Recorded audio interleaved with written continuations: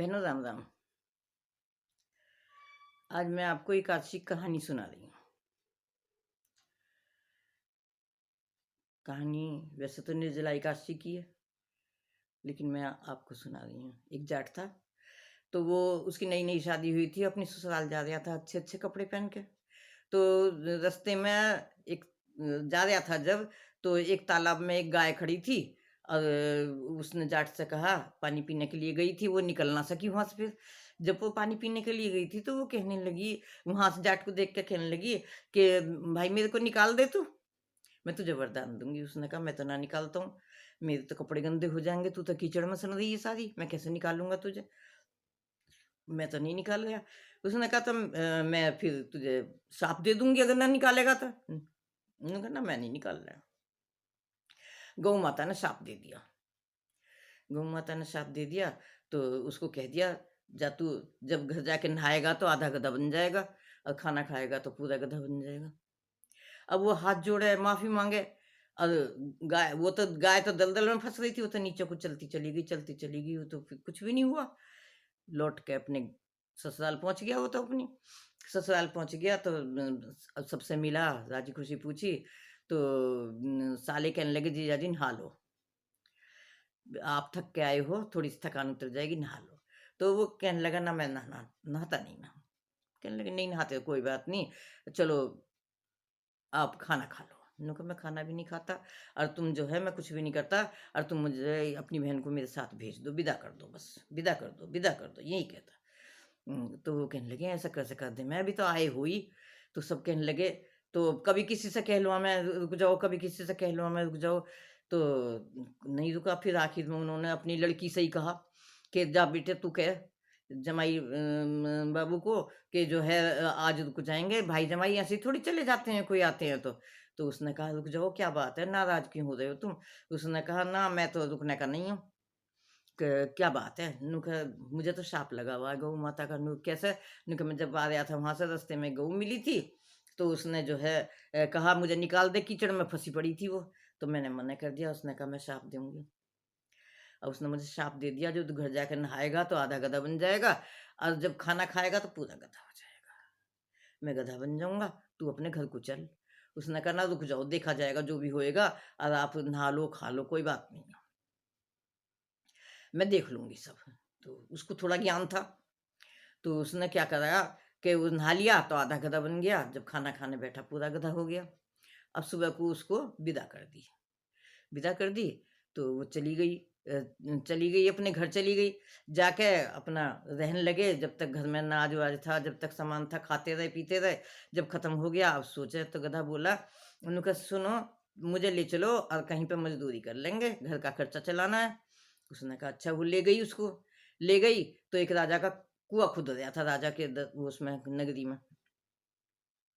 तो वो वहां पर मजदूरी करने लगी, मजदूरी करने लगी, मिट्टी टोकरी में ढोने लगी सिर पर रख के। तो जब वो मिट्टी ढो ढो रही थी और गधा खड़ा था, तो सारे मजदूर कहने लगे, बहन एक बात बताओ, जब तुम्हारे साथ में तुम्हारा गधा है यो, तो इसको ऊपर क्यों नहीं लाती, और तुम अपने सिर पर ढो रही हो। उन्होंने कहा, ना बस मैं इसके ऊपर नहीं रखने की, मैं उसको, उनको कुछ नहीं बताया उसने। ये बात राजा भी देख रहा था। फिर राजा आया, तो राजा कहने लगा, सुनो मेरी बात सुनो, आप जो है इसको जो है गधे को क्यों नहीं इस्तेमाल करती, और जो है सिर पर मिट्टी ढो रही है, तो ऐसा कर ले, गधे के ऊपर लाद ले। उसने कहा, नहीं राजा साहब, मैं नहीं लाद सकती। नु क्यों, क्या कारण है? ये गधा नहीं है, मेरा पति है, मैं इसके ऊपर बोझ नहीं डाल सकती कुछ भी। उसने फिर अपनी सारी कहानी बताई। नु कैसे ऐसे मुझे लेने जा रहे थे, रास्ते में गाय मिली थी, गाय का सांप लगा हुआ है, तो ये अब गधा बन गए हैं उसके शाप से।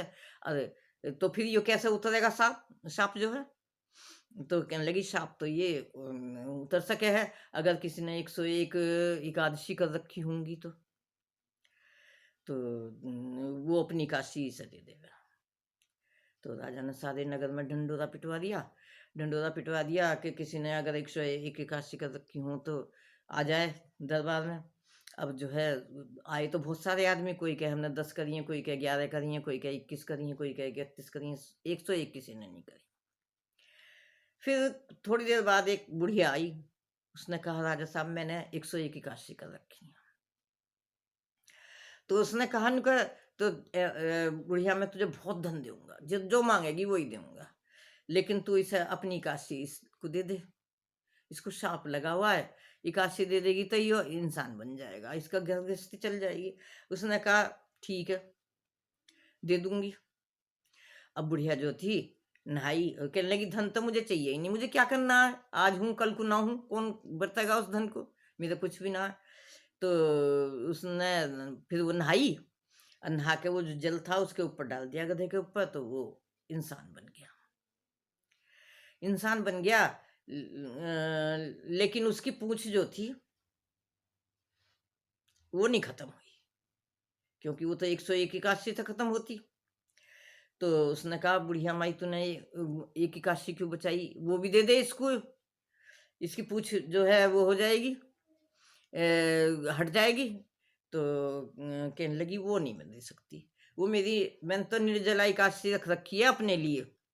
जब मैंने इतनी एकादशी करी है, भूखी मैं रही हूँ, मुसीबत मैंने उठाई है, 101 एकादशी करी है, तो अपने लिए भी तो कुछ बचा के रखूँ। मैंने अपने लिए बचाई, एक ही काशी है, इसी के सहारे मैं बैकुंठ पहुँच जाऊँगी, विष्णु भगवान के दर्शन करूँगी, उनके सन्निध में रहूँगी। तो ये तो एकादशी मैं दे नहीं सकती। अब भाई वो तो जो है, उसने बुढ़िया ने उसको एक एकादशी नहीं दी। कहने लगी ये तो एक एकादशी तो निर्जला एकादशी तो बहुत सागर से पार करती है, भगवान से मिलाती है, ये तो मैं अपने लिए रखूँगी। तो उसके तो भैया पूँछ तो उसकी हटी नहीं, लेकिन फिर कहने लगे पूँछ को तो ढक लेगा अपनी को, कोई बात नहीं, इंसान तो बन ही गया। तो फिर उसके बाद में बताओ बहनों कैसी लगी कहानी? आपको पसंद आई या नहीं आई? और जो है शेयर करना, लाइक करना। जिन बहनों पे पहली बार जारी होएगी वो सब्सक्राइब कर देना। और भी मेरी वीडियो हैं सारी आपको मिल जाएँगी, बारी-बारी से आने वाली वीडियो भी आपको मिल जाएँगी।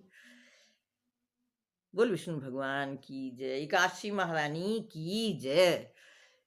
बहनों राम राम।